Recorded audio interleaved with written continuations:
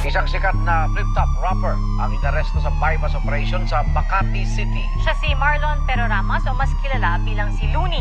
Members of Makati's Drug Enforcement Unit have arrested the rapper Looney. Nakuha na sila ng ilang pakete ng droga. Miyerkules ng nakalang linggo nang maaresto si Looney at apat na iba pa matapos makumpiskahan ng kush or high-grade marijuana. Bagamat makulay ang mga pabalat, alam mong mahusay ang pagkakalahad. Mga tunay na ganap, isinulat ng parap. Kaya wag ka nang magulat kung magtutugma lahat, sapagkat ito'y galing sa memorya. Isang napaka-importante na istorya. Ito ang aking personal na testimonya, pangontra sa mga ignorante na teorya. Ito ay tunay na buhay, wala akong dahilan para magsinungaling at mga detalye palitan. Ito ang kwento kung paano kami tinaniman ng marijuana ng mga parak na mukhang Taliban. Bandang alas 8 ng gabi sa Pilipinas, sa isang gusali doon sa may Ortigas. 8 oras bago ang rehas ay mahimas. Kasama ko si Ron Henley na stick figures. May interview kami sa radyo nung gabi na yun, tungkol sa marijuana at sa legalisasyon. Pagkatapos namin umalis agad sa istasyon, dahil meron pa akong pupuntahang isang okasyon dun sa poblasyon. Birthday daw ni Sean, yun lang ang alam ko na detalye pa noon. Medyo masama ang panahon, umaambon, kaya tinext ko na si Utol, pumunta ka na ngayon.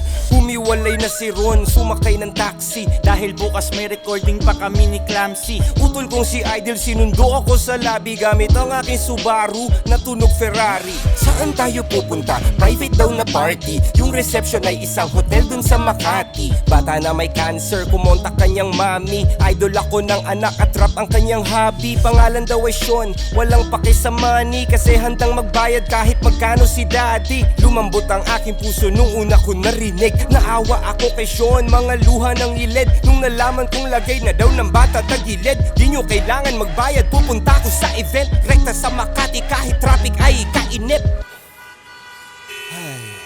Kasama ko si Rude at si Ivan, ang sikip, at si Kuya Albert, yung driver kong mabait, at saka si Idol, aking manager at kapatid na merong thalassemia, isang kakaibang sakit. Kailangan niyan lagi salinan ng dugo na pantawid, at dahil malapit lang sa hotel yung Makati Med, sumabay na lang siya sa amin para mas makatipid. Sabay ka na, pang isang kotse na lang. Yung katabi ko sa backseat, si Rude Boy at si Ivan. Documentation, security at hype man. Balay siksikan kami sa aking chikot. Wag malikot! Tatlo kaming mga lalaki sa likod. Pagdating sa Makati, sakto lang yung timing. Nag-text na rin yung mami at nagsabing nag-start na daw yung party, sa basement daw yung parking. Salamat sa pagpunta, pasok lang kayo darling. Pagbaba ng kotse, hinanap ko yung main floor. May nagpalitrato sa tabi ng elevator. Idol, pwede favor, baka pwede magpa-picture, kasi idol na idol ka talaga ng anak ko na grade 4. Nag-selfie kaming dalawa sa kanyang Razor, tapos tinutok sa akin yung baril ni Terminator. Pero bilang narrator, lagyan natin ng flavor para di masyadong halata yung trauma ko na major.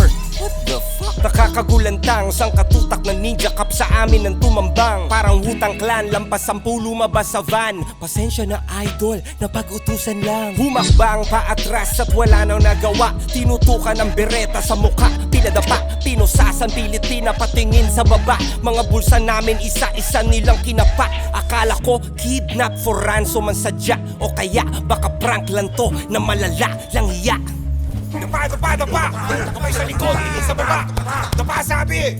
Nakadapa kami habang napapanood ang aking utol na kasalukuyang nakabukod. May tinabi silang kahon, malakas kanyang kutob, na meron tong mga lamang kontrabando sa loob. Tsaka na lang silang nagpakilalang mga parak, nung isa na sa mga kasama nila na sapak. Walang uniforme at nakamaskara lang lahat. Walang Mirandang binasa, basta-basta lang agad. May sikat na hotel at ang nakakapagtakay. Maraming CCTV, lahat nakapatay. Wala man lang bodycam na nakalagay, kahit kuha man lang ng cellphone gamit kamay. Sabi daw ng pulisya, sakin daw nakumpiska, pero di makumpirma, kasi walang kahit ni isang saksi na pumirma. Walang video ng palitan magmula nung umpisa. Kung under surveillance pala, dapat may footage ka, diba?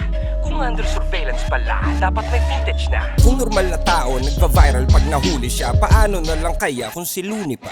Nung nasagot ko yung pideya at aking kinundina, mga ulo nila biglang nagkaroon ng bumbilya. Para ma-promote sa pwesto, ako ang pinuntirya ng mga ninja cops na gustong magbida-bida. Diba? Bigla silang nakaisip ng ideya kasi napanood nila yung live ko sa Pidea. Nung binan nila yung kantang Amats dahil sa tema, pero Maria Hiwaga ni Sasa, walang problema. Aba punyeta, talamak na ang taniman. Bypass daw kaso bakit parang madalian? Di ba dapat pinaghahandaan yan at kalimitan? Minaman-mana ng malayuan malapitan. May mga kamera na nakatago sa pagitan, kaya medyo weirdo kasi walang video ng palitan. Akala ko ba bypass to na malakihan? Nakakapagtaka lang kaibigan. Gusto mong maintindihan at mabatid? Gamitin mo lang ang sentido kumon kapatid. Para sa 100,000 magpapakaastig, kayang-kaya ko yung kitain ng 1 gig. At kung pusher man ako ng sinasabi nilang weed, bakit naman ako pa mismo maghahatid? Hindi nga ako lumalabas ng bahay tsaka bi. Hira mo makita sa kalsada tumawid. At bakit ako magbebenta sa di ko kakilala? Kung sa eksena ko ay maraming nagmamariwana, bakit ko papahirapan ang sarili ko habang sinusugal ang karerang matagal kong pinagsikapan? Bakit isasama ko pa yung kapatid kong may karamdaman at cameraman para mag-vlog ng kaganapan? Walang saysay na mga paratang pawang haka-haka lamang para pangalan ko ay urakan. Alam ko meron akong mga paanan na tapakan, ngunit di ko yun sinasadya. Ako ay tao lamang, pinaglaban lang ang paglikha ng merong kalayaan. At kung yun ay masama, yun lang ang aking kasalanan.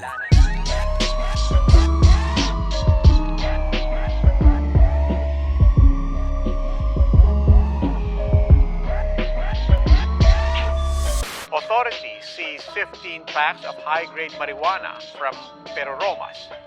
The rapper is denying the allegations against him. He says he may have been framed.